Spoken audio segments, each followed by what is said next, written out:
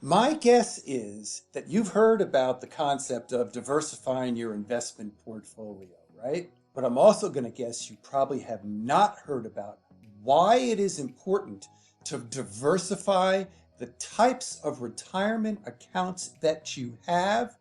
And in this conversation, I want to share with you what might be the most powerful retirement account you could have in your portfolio. But before we get there, subscribe to my channel, hit the notification bell so you're alerted to when we post new videos. I have over 30 years in this industry, and I want to share with you my knowledge and my conversations with my clients so you don't step on some of the landmines that they already have. So when you enter into retirement, really cash is king.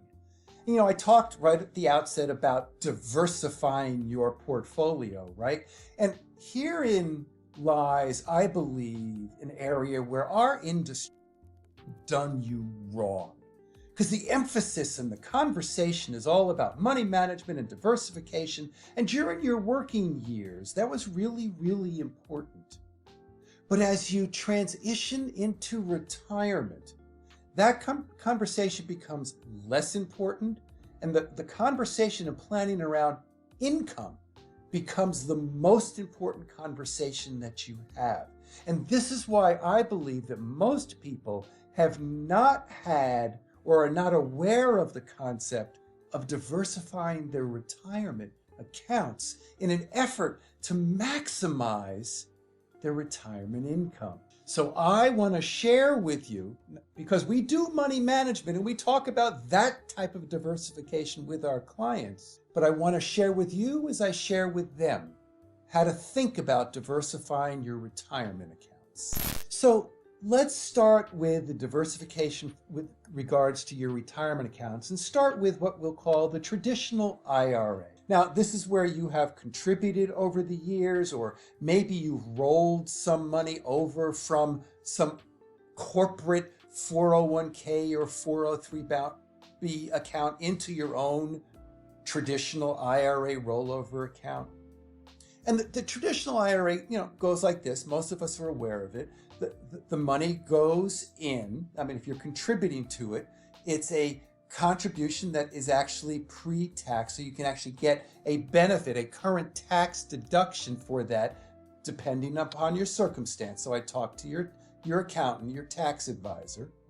The money grows tax deferred, and then we accumulate all this money, and then how about taking it out? Well, at the age of 59 and a half, you can take money out without an early withdrawal penalty, and that early withdrawal penalty is pre-59 and a half, 10%. And between the age of 59 and a half and now the new required minimum distribution age of 72, you can take any amount of money that you wish out of the account or leave it all in there to hopefully continue to grow at a tax-deferred rate. And then at the age of 72, you will be forced by the IRS to take out approximately 3.6% of the overall assets that are in your retirement accounts, including your IRAs. Now, there are some certain tax loopholes that you should be aware of.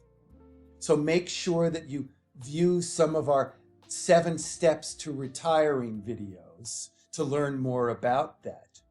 But that's the general rule with regards to traditional IRAs. Now, the second type of diversified retirement account is that corporate account I mentioned, the 401k or the 403b or the SEP plan. And these are contributions, also pre-tax, different limits in terms of how much you can put in, depending upon your circumstance. Again, go back to your accountant. Money grows tax deferred. And again, if you take money out pre-59 and a half, there'll be an early withdrawal penalty. And between 59 and a half and 72, you can take any money out without the early withdrawal penalty, though anything coming out will be taxable.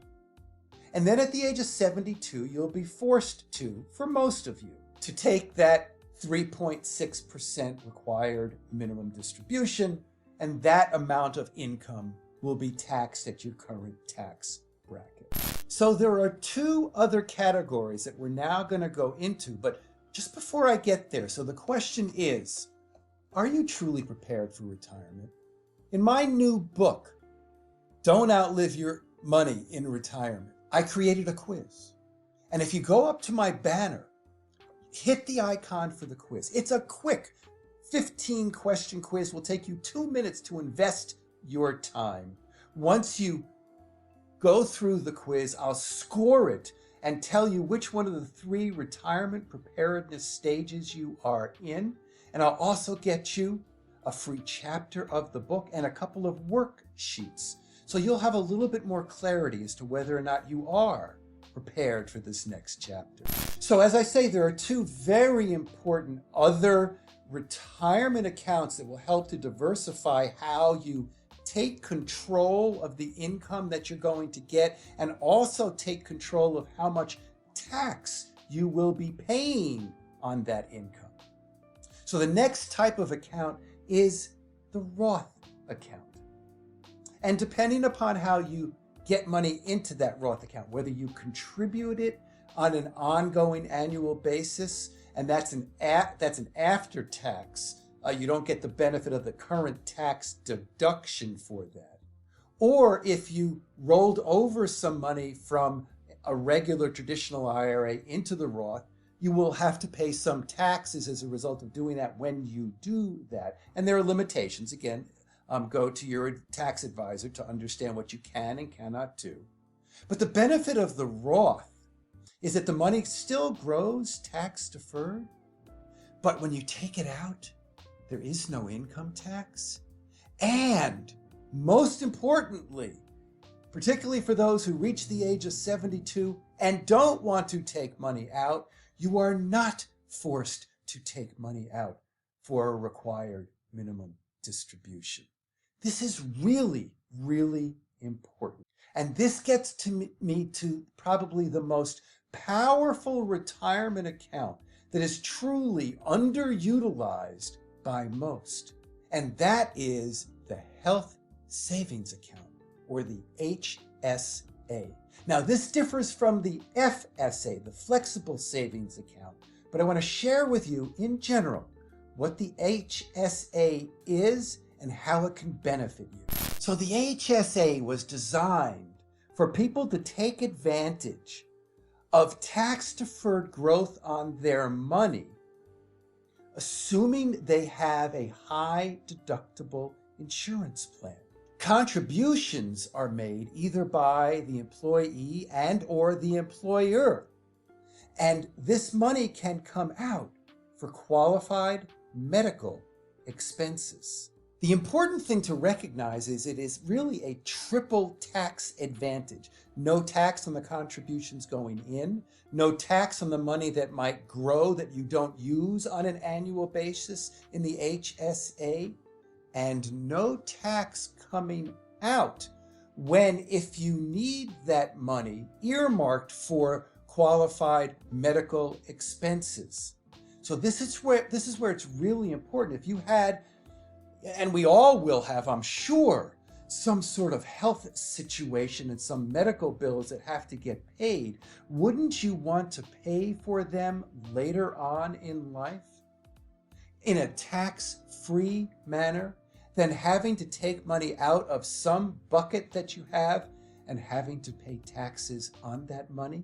Now, it's not all rosy. There are some disadvantages to it. If you are up to 55 years old, you can only put in up to $3,600 per person or $7,200 per couple, and there is a catch-up after that. So there's a limited amount of money that you can actually put in there. And one other important thing to understand is if you've enrolled for Medicare, then you can no longer contribute to the HSA. So my guidance to you here is to make sure you go back to your employer and or your advisor or tax accountant to better understand how you could employ this very underutilized, very powerful tool to help you to diversify your retirement accounts and the income you get from them.